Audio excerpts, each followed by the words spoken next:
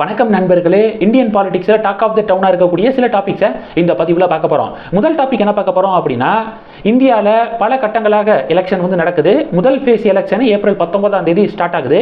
இப்போ தேர்தல் பறக்கும் படை அதிகாரிகள் இருக்காங்களே, அவங்க இந்தியா ஃபுல்லாக இப்போ வந்து ஆய்வுகளை வந்து நடத்தி பல வாகனங்களை வந்து செக் பண்ணுறாங்க.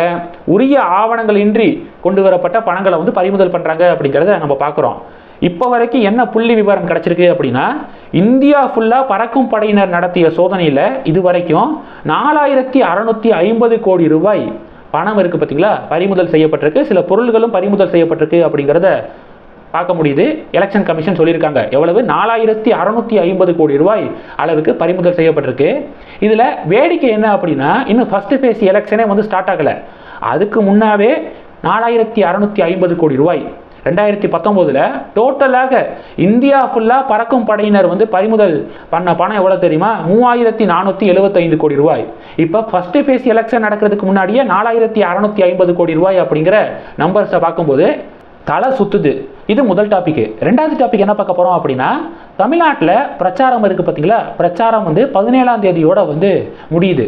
நார்மலாக எலெக்ஷன் இருக்குல்ல, எலெக்ஷனுக்கு ஒரு நாளைக்கு முன்னாடி, இப்போ வந்து எலெக்ஷன் வந்து 19ஆம் தேதினா 17ஆம் தேதி மாலை 5 மணியோட வந்து கேம்பெயின் வந்து நார்மலாக முடிஞ்சிடும். ஆனால் இந்த வாட்டி 1 மணி நேரம் வந்து எக்ஸ்டெண்ட் பண்ணியிருக்காங்க. 17ஆம் தேதி மாலை 6 மணியோட பரப்புரை ஓய்வு பெறுகிறது. 6 மணிக்கு மேலே கேம்பெயின் வந்து பண்ணக்கூடாது. முன்னாடி 5 மணி வரைக்கும் இருந்துச்சு, இப்போ 6 மணியாக எக்ஸ்டெண்ட் பண்ணியிருக்காங்க அப்படிங்கிற ஒரு அப்டேட்டை பார்க்குறோம். இது ரெண்டாவது டாபிக். மூணாவது டாபிக் என்ன பார்க்க போகிறோம் அப்படின்னா, வேங்கை வயல் கேள்விப்பட்டிருப்பீங்க. எப்போ, 2022 டிசம்பர் 26ஆம் தேதி கேள்விப்பட்டிருப்பீங்க. புதுக்கோட்டை மாவட்டம் இழையூர் வேங்கை வயல் கிராமத்தில் குடிக்கக்கூடிய தண்ணீர் தொட்டியில் மலத்தை கலந்த கொடூரம் கண்டிப்பாக நம்மளால மறக்கவே முடியாது. இந்த கேஸை இப்போ சிபிசிஐடி காவல்துறையினர் விசாரணை வந்து நடத்திக்கிருக்காங்க. சம்பவம் நடந்து 15 மாதம் 16 மாதம் வந்து ஆயிடுச்சு. இப்போ வரைக்கும் அந்த குற்றவாளிகள் யார், அந்த குற்றவாளிகள் கைது செய்யப்படலை அப்படிங்கிறது தான் உச்சக்கட்ட ஒரு வேதனை. இப்போது அந்த வேங்கை வயல் கிராமத்தில் ஒரு பெரிய ஒரு ஃப்ளெக்ஸு பேனர் வந்து வைக்கப்பட்டிருக்கு. அந்த பேனர் ஒரு பெரிய அதிர்வலையை ஏற்படுத்தியிருக்கு. என்ன பேனர் தெரியுமா வைக்கப்பட்டிருக்கு, என்னன்னா 15 மாதமாக இந்த குடிக்கக்கூடிய தண்ணீர் தொட்டியில் மலத்தை கலந்த அந்த குற்றவாளிகள் இருக்காங்க பார்த்தீங்களா, அந்த குற்றவாளிகள் கைது செய்யப்படவில்லை, இப்போ வரைக்கும் கைது செய்யப்படலை. இது எங்களுக்கு மன உளைச்சலை தருகிறது. அதனால இந்த 2024 தேர்தலை வேங்கை வயல் கிராம மக்கள் புறக்கணிக்கலாம் அப்படின்னு முடிவு பண்ணியிருக்கோம் அப்படின்னு சொல்லிட்டு ஒரு பெரிய ஒரு ஃப்ளெக்ஸு பேனரை வந்து வேங்கை வயல் கிராமத்தில் வந்து பார்க்க முடியுது. இது ஒரு பெரிய ஒரு கவலையை வந்து ஏற்படுத்தியிருக்கு. ஒரு சின்ன ஒரு கிராமம், அந்த சின்ன கிராமத்தில் குடிக்கக்கூடிய தண்ணீர் தொட்டியில் மலத்தை கலந்துடுறானுங்க. அந்த கொடூர மனம் படைத்த குற்றவாளிகளை கைது செய்கிறதுல கண்டுபிடிக்கிறதுல ஏன் இவ்வளவு காலதாமதம்? அப்போ சீக்கிரம் அந்த விசாரணையை முடுக்கிவிட்டு விரைவாக அந்த குற்றவாளிகளை கைது செய்யணும் அரசாங்கம் அப்படிங்கிறது தான் பொதுமக்களுடைய ஒரு டிமாண்டாக வந்து இருக்குது.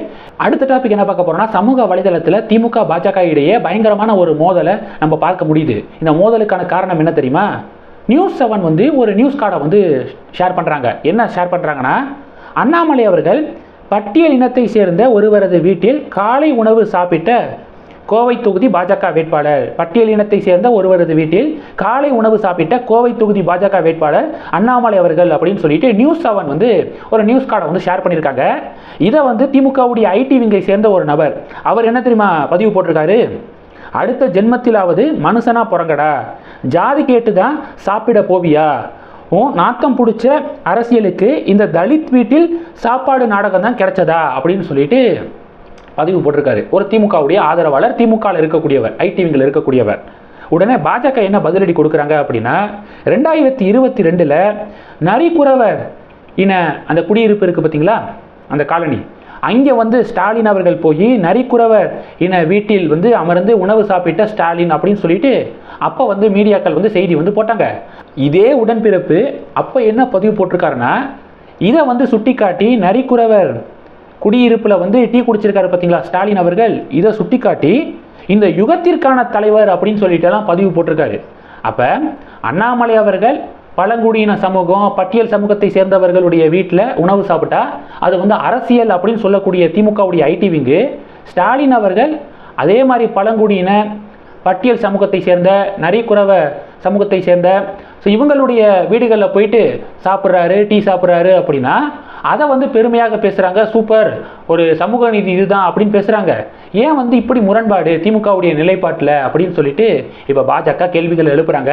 என்னையை பொறுத்த வரைக்கும் தமிழக மீடியாக்கள் வந்து கொஞ்சம் திருந்தணும். என்னன்னா, கண்டிப்பாக அண்ணாமலையெல்லாம் இதெல்லாம் வந்து சொல்லியிருக்க மாட்டார். இப்படியெல்லாம் வந்து செய்தி போடுங்க அப்படின்லாம் அவர் வந்து கண்டிப்பாக நினைக்கக்கூடிய ஒரு நபர் கிடையாது. தமிழக மீடியாக்கள் ஸ்பெசிஃபிக்காக பட்டியல் சமூகத்தை சேர்ந்தவருடைய வீட்டில் உணவு சாப்பிட்ட இவர், பழங்குடியின சமூகத்தை சேர்ந்தவருடைய வீட்டில் உணவு சாப்பிட்ட இவர் அப்படின்னு சொல்லிட்டு, எதுக்காக எல்லாரும் ஒரே மாதிரியான மக்கள் தான், யார் வேணாலும் எங்கே வேணாலும் போய் வந்து சாப்பிடலாம்.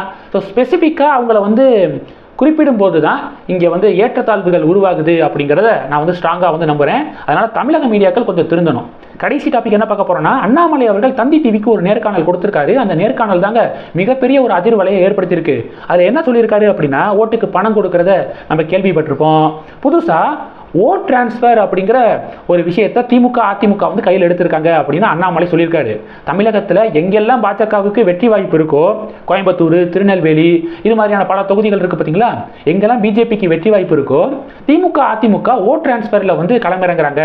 என்னன்னா, இப்போ பாஜக வெற்றி வாய்ப்பு அதிகமாக இருக்குது, 2வது பிளேஸில் யார் இருக்கா அப்படின்னு சொல்லிட்டு அவங்களுக்குள்ளே பேசிக்கிறாங்க. அப்போ ஒருவேளை திமுக இருக்குன்னு வச்சுக்குவோம், அதிமுக என்ன பண்ணுறாங்க அப்படின்னா, அதிமுகவுடைய ஆதரவு வாக்காளர்கள் இருக்காங்க பார்த்தீங்களா, அவங்க கிட்ட திமுக ஓட்டு போடுங்க அப்படின்னு சொல்லிட்டு ஓட் டிரான்ஸ்ஃபரில் வந்து களமிறங்குறாங்க.